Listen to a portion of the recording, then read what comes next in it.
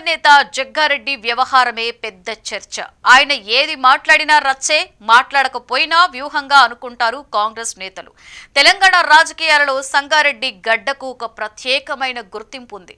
ఇటీవల అక్కడ జరిగిన కాంగ్రెస్ బహిరంగ సభ రాష్ట్ర రాజకీయాలలో కొత్త చర్చకు దారితీసింది. సాధారణంగా రాజకీయ సభలు ఎన్నికల సమయంలోనో లేక పార్టీ ప్రచారం కోసమో జరుగుతుంటాయి. కానీ సంగారెడ్డిలో నిర్వహించిన ఈ సభ కేవలం ఒక రాజకీయ కార్యక్రమంలా కాదు, ప్రత్యర్థులకు ఒక బలమైన హెచ్చరికగా మారింది. ఈ సభకు సారథ్యం వహించిన కాంగ్రెస్ సీనియర్ నాయకుడు జగ్గారెడ్డి తనదైన శైలిలో విపక్షాలపై విరుచుకుపడ్డారు. రాబోయే రాజకీయ పోరాటానికి ఇండికేషన్స్ ఇచ్చేలా కనిపించింది.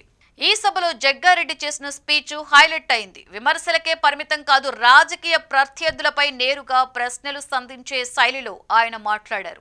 అందుకే ఈ ప్రసంగం ఇప్పుడు హాట్ టాపిక్ గా మారింది. ఇది సాఫ్ట్ రాజకీయ ప్రసంగం కాదు, మాస్ ను ఉద్దేశించిన స్ట్రాంగ్ మెసేజ్ ఇచ్చినట్లే అని చర్చించుకుంటున్నారు. ఈ స్పీచ్ ఇప్పుడు సోషల్ మీడియాలో రాజకీయ వర్గాలలో హాట్ టాపిక్ గా మారింది. ఆయన ప్రసంగం అంతా చాలా పదునైన విమర్శలు, మాస్ డైలాగులతో సాగింది. తాను చేస్తున్న ఈ పోరాటం కుర్చీల కోసం లేదా పదవుల కోసం కాదని, కేవలం ప్రజల ప్రయోజనాల కోసమేనని ఆయన కుండ బద్దలు కొట్టినట్లుగా చెప్పేశారు. సభకు హాజరైన భారీ జన సందోహం జగ్గారెడ్డి మాటలకు కేరింతలు కొడుతూ మద్దతు తెలపడం ప్రాధాన్యతను సంతరించుకుంది.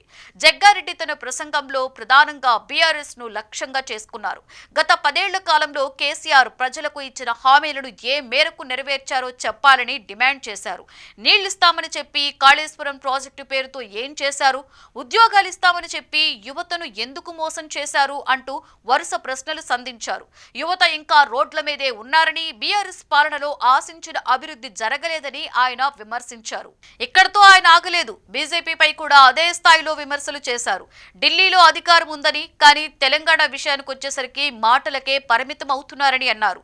డబుల్ ఇంజన్ ప్రభుత్వమని ప్రచారం చేస్తారని, కానీ రాష్ట్రానికి ఉపయోగపడే పనుల విషయంలో మాత్రం డబుల్ స్టేట్మెంట్స్ ఇస్తున్నారని విమర్శలు చేశారు. కేంద్రం నుండి రాష్ట్రానికి రావాల్సిన నిధుల విషయంలో బీజేపీ మౌనం వహించడంపై మండిపడ్డారు. విపక్షాలపై విమర్శలు చేస్తూనే ప్రస్తుత కాంగ్రెస్ ప్రభుత్వం చేస్తున్న మంచి పనులను జగ్గారెడ్డి ప్రజలకు వివరించారు.